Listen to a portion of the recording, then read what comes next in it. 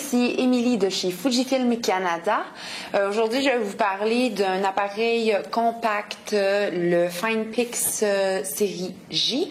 Donc, les FinePix série J, en fait, il y a plusieurs caméras qui sont offertes avec différentes valeurs de zoom et différentes couleurs.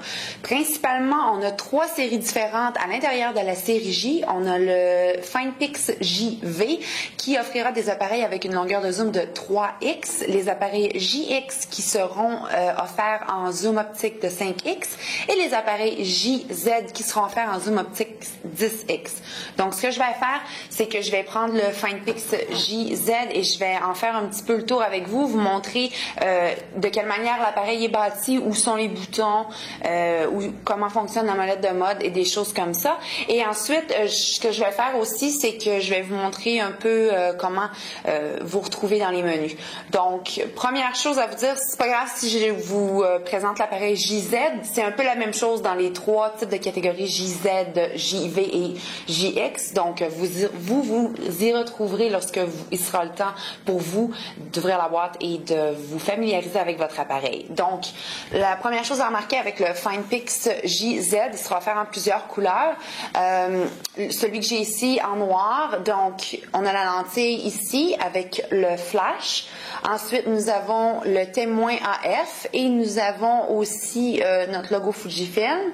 Ensuite de ça, de ce côté de l'appareil, bon, on n'a rien, c'est seulement le boîtier. Si vous tournez de l'autre côté de l'appareil, vous avez le crochet pour mettre votre courroie de poignet. Très important quand on fait de la photographie parce que souvent, bon, ça va arriver qu'on va échapper notre caméra. Donc ça peut vous éviter bien des troubles. Ici, il y a une petite porte et c'est la sortie pour votre câble AV USB pour brancher votre caméra à votre téléviseur ou à votre ordinateur. Ensuite de ça, si on regarde au-dessous de l'appareil, on a la station pour le trépied et on a la porte pour votre carte USB ainsi que pour votre batterie.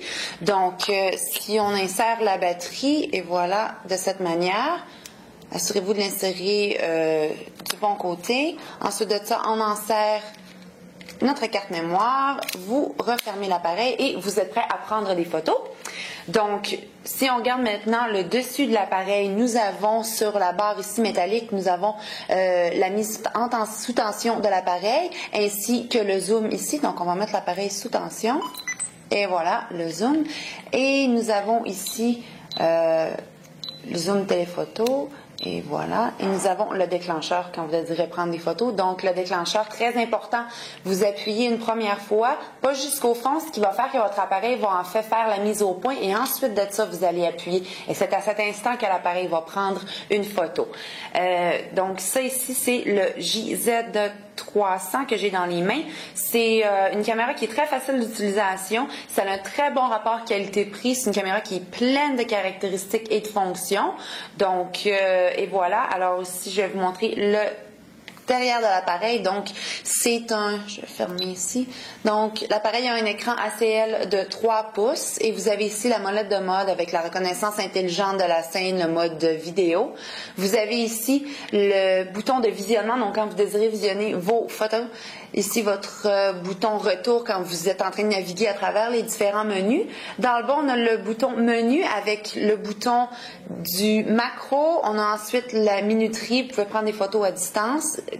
Ensuite de ça, on a le bouton du flash. Contrôlez votre flash, la sortie de flash, si vous voulez avoir le flash ou non. Ensuite de ça, nous avons le bouton pour effacer vos photos et la compensation aussi pour l'obturation de votre appareil. Donc, c'était Émilie pour Fujifilm Canada et je vous souhaite de prendre de bonnes photos.